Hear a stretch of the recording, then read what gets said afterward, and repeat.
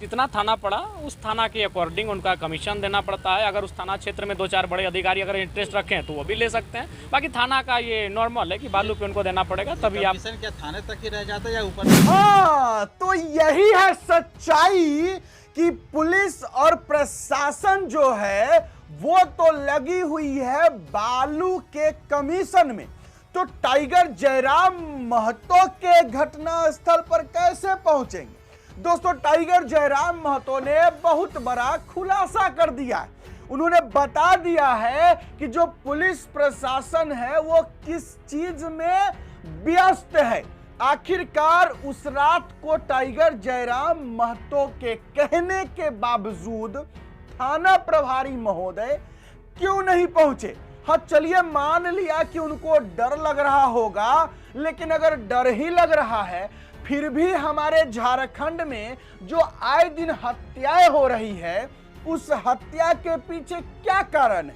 आखिरकार पुलिस प्रशासन किस चीज में व्यस्त है जो लॉ एंड ऑर्डर झारखंड में मेंटेन नहीं कर पा रही है? तो टाइगर जयराम महतो ने खुलासा कर दिया है। हम आपको वीडियो क्लिप में दिखाने जा रहे हैं कि वो क्या कुछ बोले हैं। हाँ, उसके बाद हम आपको एक और वीडियो क्लिप दिखाएंगे जिसमें हम आपको दिखाएंगे कि माननीय मुख्यमंत्री हमारे हेमंत सोरेन जी को किस तरीके से अपने 56 विधायकों का घमंड हो गया है और जिस वजह से वो जेपीएससी के विद्यार्थियों का दर्द नहीं समझ रहे हैं, उस पर भी टाइगर जयराम महतो जी गरजे हैं। चलिए सबसे पहले हम आपको दिखाते हैं बालू में कैसे कमीशन खाया जाता है प्रशासन द्वारा। टाइगर क्या पोल खोले, जरा सुनिए। जितना थाना पड़ता है, जैसे बालू मान के चलिए वो ड्राइवर लोड करके अगर 10 किलोमीटर चला तो 2 गो थाना पड़ेगा, अगर वो 15 किलोमीटर चला तो 3 गो थाना पड़ सकता है। तो जितना थाना पड़ा उस थाना के अकॉर्डिंग उनका कमीशन देना पड़ता है। अगर उस थाना क्षेत्र में 2-4 बड़े अधिकारी अगर इंटरेस्ट रखें तो वो भी ले सकते हैं। बाकी थाना का ये नॉर्मल है कि बालू पे उनको देना पड़ेगा, तभी आप। कमीशन क्या थाने तक ही रह जाता है या ऊपर तक? देखिए, अभी तक जानकारी नहीं मिली है। अगर जानकारी मिलेगी तो आपको बताएंगे। लेकिन हमारे जो 2017-18 बैच के मैक्सिमम दरोगा जो धनबाद बोकारो से आए हैं, हमारे साथी हैं, वो बोलते हैं कि थोड़ा सा मजबूरी है विधायक जी, नाम नहीं बोलिएगा मीडिया उडिया में, बताते हैं। जैसे अभी क्या बोल रहे थे कि 30 लाख में उनका थाना प्रभारी बने हैं। ठीक है, ये सच्चाई है और बिल्कुल इस पर आम आदमी, मैं बार बार कहता हूं कि आम आदमी बजट को ना पढ़ता है, ना जानता है, ना समझता है। आम आदमी विधेयक को, पॉलिसी को, क्लाउज को, सेक्शन को ना जानता है, ना समझता है। आम आदमी 3 चीज़ों को समझता है: थाना, ब्लॉक, सीओ। आम आदमी बालू को समझता है, चूँकि बालू से अबू आवास का निर्माण होता है। आम आदमी बालू को समझता है और बालू में आज जिस प्रकार से लूट खसोट मची है, जिस प्रकार से कमीशन लिया जाता है, वो बहुत ही आपत्तिजनक है। और मैं बिल्कुल सरकार को चाहिए कि जो बालू, जो आम व्यक्ति की ज़रूरत का चीज़ है, उस पर किसी प्रकार का जो कमीशन लेने वाले सीधे बर्खास्त हों, उन पर कार्रवाई हो और निसंदेह बालू का जो है ढंग का सिस्टमेटिकली मैंने ग्राम में या तो ग्राम सभा को या तो फिर नीलामी के माध्यम से किसी संगठन को दिया जाए, ताकि सुचारू रूप से बालू की आपूर्ति इस राज्य को हो सके। में गेट नहीं खोला और ना ही फोन उठाया डीएसपी साहब का। अब बताइए, अपने विभाग ये लोगों का नहीं सुन रहे। चलिए, एमपी एमएलए का अलग डिपार्ट है, वो कार्यपालिका, ये विधायिका है, इनको एक्शन बने, अपना एक्सक्यूज दे सकते हैं कि हम रात को अवेलेबल नहीं थे, हम सो गए थे, कहीं और चले गए थे, तबीयत खराब था, कुछ हो। लेकिन अपना कम से कम विभाग ये लोगों का नहीं तो आश्चर्यजनक है। तो इससे ही स्पष्ट झलक रहा है कि भाई क्या मानसिकता है राज्य के पदाधिकारियों की, राज्य के पुलिस कर्मियों की। बड़ा दुर्भाग्यपूर्ण है अगर ऐसा रवैया रहेगा। उसके बाद देखिए, बोकारो एसपी महोदय का बयान, आप भी अगर उसमें समीक्षा करेंगे उनके बयान की तो बड़ा बेतुका लगेगा। वो क्या कह रहे हैं कि 25 नक्सलियों के आने की सूचना थी।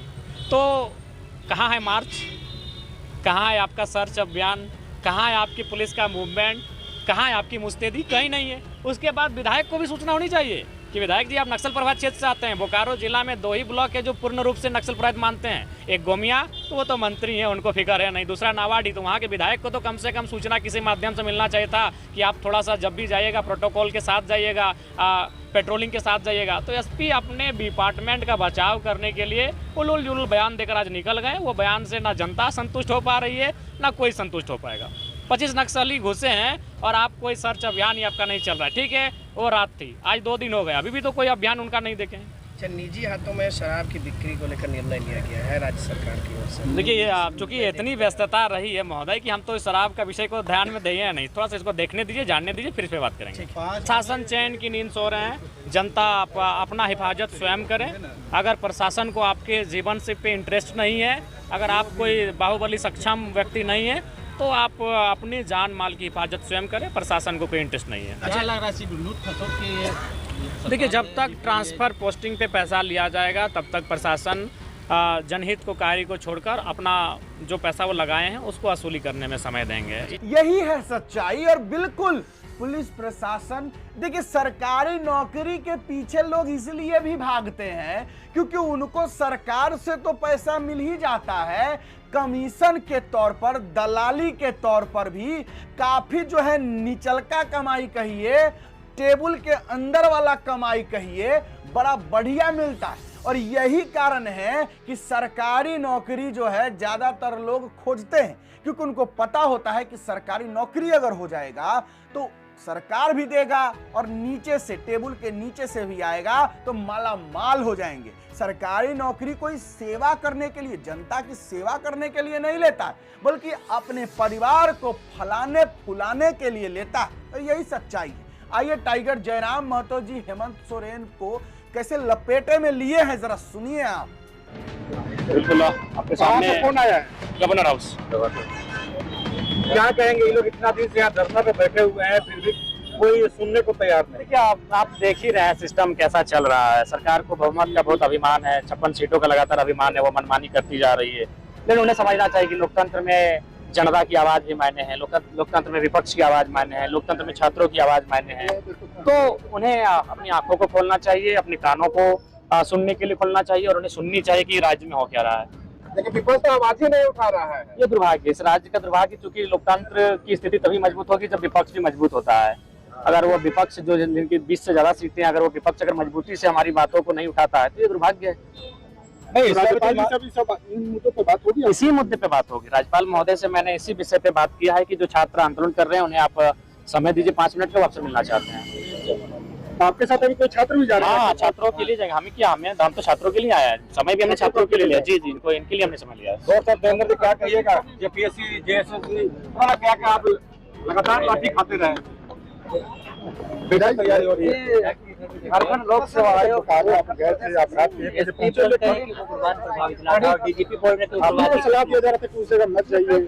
उनकी सलाह का दिया है उस समय जो बोकारो की पुलिस है उन्होंने। विधायक पहुंच गए लेकिन पुलिस के अधिकारी बिल्कुल, ये तो ताज्जुब है। विधायक नहीं पहुंचता तो अलग बात है, पुलिस का पहुंचना आवश्यक था। घटना लगभग जैसा हमें लगा कि 11 बजे के आसपास उनको गोली लग चुका था, मर चुके थे। हम 1 बजे 2 घंटा लेट से पहुंच चुके, हमको लेट से जानकारी मिली और पहले तो उन्होंने पुलिस को ही फोन किया था, लेकिन उन्होंने कहा कि हमारे पास फोर्स नहीं है, नक्सल प्रभावित क्षेत्र, बहुत सारा बातों को उन्होंने दिया था। लेकिन क्योंकि हमें लगता है उचित नहीं था, परिस्थिति के अनुसार उन्हें 3 किलोमीटर था, वो हम लोग उनको तुरंत जाकर बॉडी को अपने कब्जे में लेकर बूढ़े बाप को लेकर थाना जाना चाहिए था। नहीं यार, सुनने से ज्यादा हमें लगता था डर। सुनते हैं, बाकी दिन सुनते हैं। उसी दिन था कि एसपी हमारा फोन करता है और डीएसपी हमारा, बाकी दिन उनसे अच्छा बात होता है, हम जो भी काम बोलते हैं वो करते हैं। लेकिन उस दिन हमको लगता है कि उनके माइंड में ये डर था क्यों नक्सल प्रभावित क्षेत्र, उसके अलावा कोई दूसरा कारण नहीं था। एसपी साहब के बयान को एसपी अपना बचाव कर रहे हैं, सब अपने विभाग के सिस्टम का बचाव करते हैं। जब सरकार में जो लोग बैठे हैं अपना बचाव करते हैं, एसपी अपना बचाव कर रहे हैं। बोल बेतुका है, 25 नक्सली आए हैं क्षेत्र में और कोई मार्च नहीं, कोई सर्च अभियान नहीं, कोई मूवमेंट नहीं पुलिस का।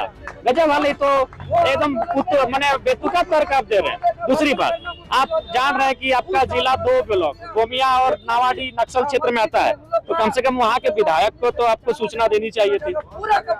आनंद फानन में उनसे मिले, उनसे मिलने की मेरी कोई योजना भी नहीं थी। मेरी योजना थी आज 2 काम यहाँ रांची में था। पहला काम था कि जो आंदोलनकारी छात्र है उनसे मिलना, और दूसरा विधानसभा की जो समिति बनाई गई जिसका मैं मेंबर हूँ, उस समिति की बैठक में भाग लेना। तो फिर हम बोले कि अगर छात्रों से मिलेंगे और हम एक विधायक होकर उनको कितना आश्वासन दे सकते हैं, इसीलिए किसी बॉडी, एक ऐसी बॉडी से बात करनी चाहिए जो बहुत ज्यादा रिस्पॉन्सिबल हो। तो फिर हमें ख्याल है कि महामहिम उपयुक्त है।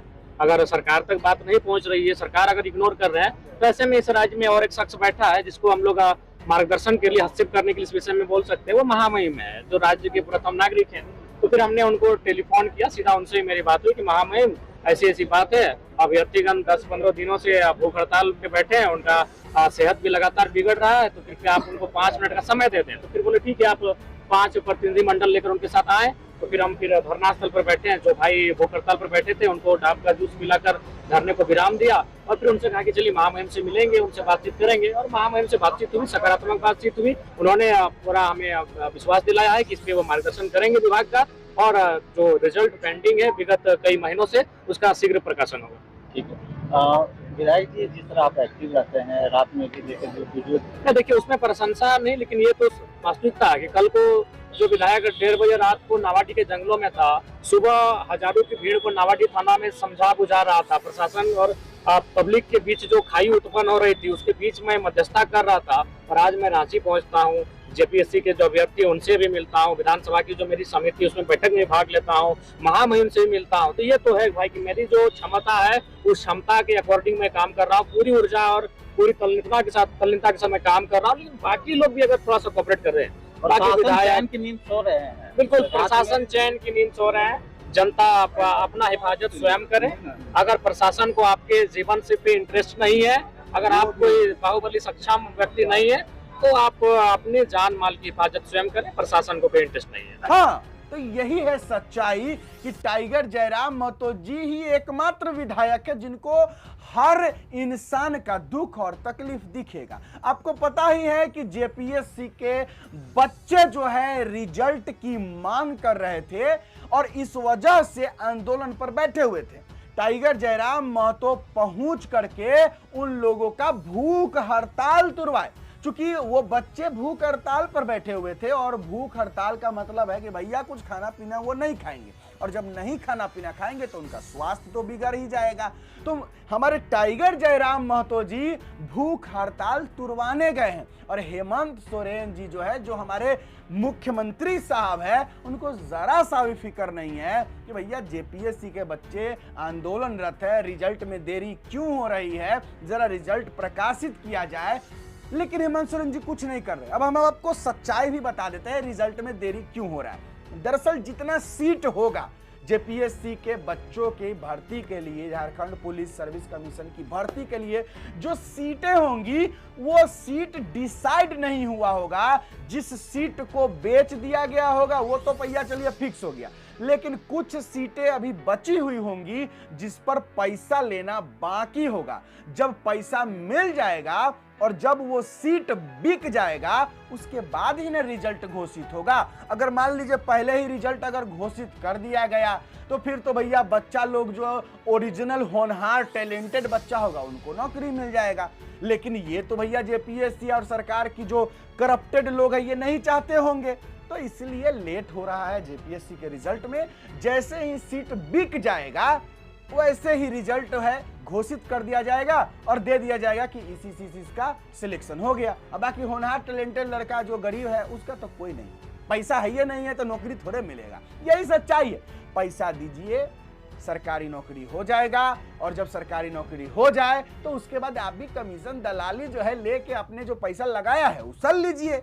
यही सिस्टम है, क्या कीजिएगा, ये सच्चाई है, जानना समझना होगा आपको। चलिए आज के लिए बस इतना ही है, मुझे दीजिए इजाजत। कैसी लगी वीडियो कमेंट बॉक्स में जरूर लिखिएगा, मुझे अच्छा लगता है। और हाँ, 50,000 सब्सक्राइबर अपनी हो चुकी है चैनल की, फैमिली और सभी लोगों को तहे दिल से धन्यवाद। अब 1 लाख भी करवा दीजिएगा। जोहार, जय हिंद।